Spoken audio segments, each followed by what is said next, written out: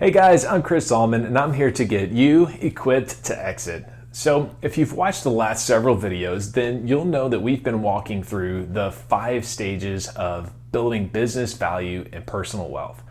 So we've covered the first 3 stages, which are to identify, protect, and grow. And today we're arriving at really an exciting juncture, which is harvest.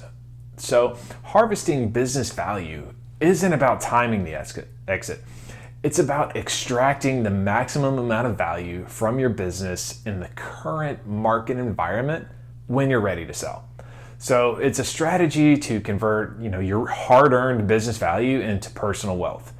But you might be thinking, well, what if I don't want to sell? Well, not selling is a very viable option, and a lot of people just kind of overlook that. So instead of exiting completely out of your business, you're going to have a different type of exit. Maybe you just exit a role that you are currently filling in your business that you just don't enjoy. So instead of extracting your value on a sale, you need to extract value in other ways. And we're going to talk about that in a later video. So this stage is really just the culmination of the previous ones, right? So you've learned how to identify what makes your business valuable. You've learned how to protect it from unexpected events. And you've learned how to grow it in a sustainable way that's making it more transferable. So each of these stages has really just paved the way for the stage that we're at today, which is to harvest your business value.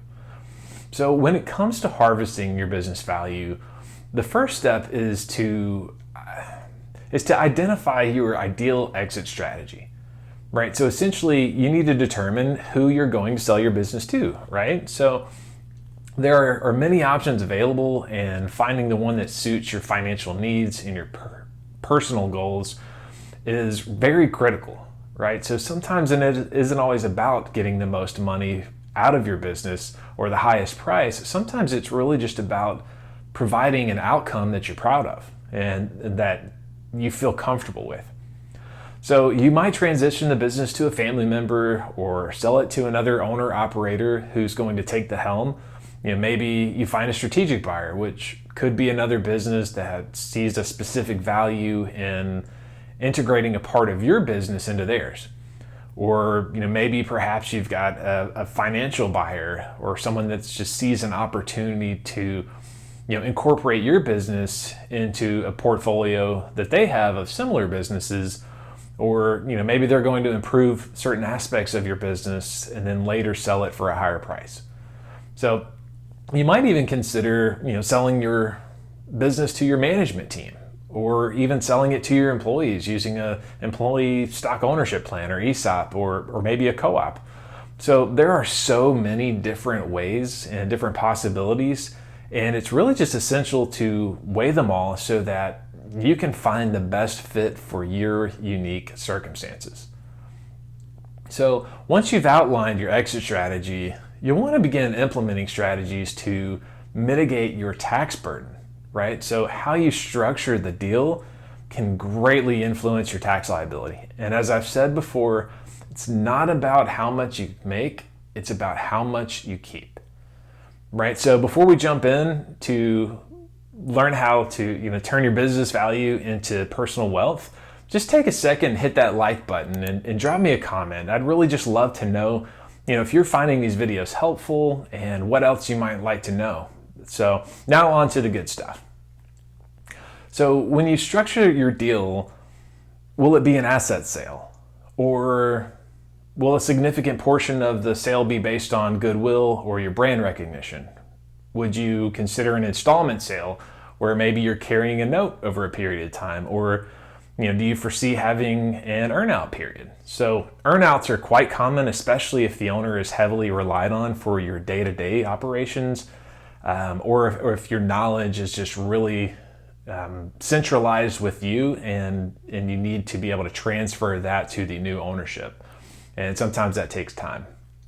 So now, what tax strategies will you consider? Are you contemplating the use of a deferred sales trust? I mean, have you even heard what that is? Or maybe you're thinking about a 1031 exchange. Either one of those can be great at deferring capital gains taxes. And another one to consider is the Section 1202, which is the qualified small business stock gains exclusion, which you have to qualify for it. You've got to make sure that you fit all the right specifications, but that's another great way to just defer taxes as well, or completely avoid the taxes. So these strategies might sound complicated, and and a lot of them actually can be, but the implementation of them can have a tremendous impact on your financial outcome. I mean, it might literally be the difference between paying millions of dollars today in taxes versus being able to pay that tax burden over, the next 10 years or longer, and being able to use the savings on the front end to pay for those taxes that you're going to owe.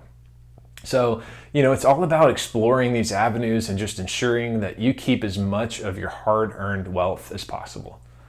So just remember, there's no one-size-fits-all approach to extracting your business value, right? Every business is unique, and so are the goals of the owners. And it's all about just finding the best fit for you and your business. So in my next video, we're going to be discussing the final stage of the process, which is to manage that wealth that you've created.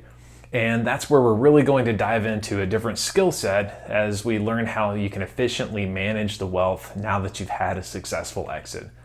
So as always, I hope you have enjoyed this video. Hope it's given you some useful insights and that you come away with some questions that are getting you to think about your own exit. So feel free to reach out. I'm always happy to have a free strategy call just to discuss where you are in the process and see what opportunities you might have. So I look forward to talking with you soon.